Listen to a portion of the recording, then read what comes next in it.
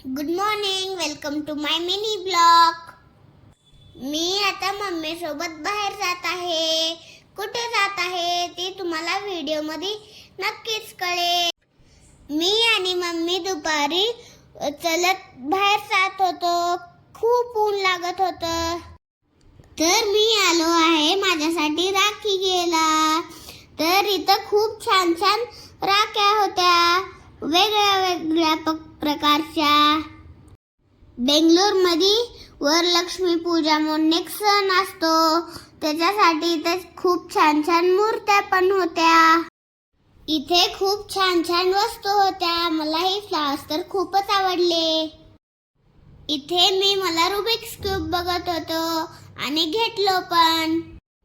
इव्हिनिंगला खूप असं छान वातावरण होतं. असा संपवला आजचा दिवस. Thank you, bye. भेटूयात नेक्स्ट ब्लॉग मध्ये. सबस्क्राईब करा.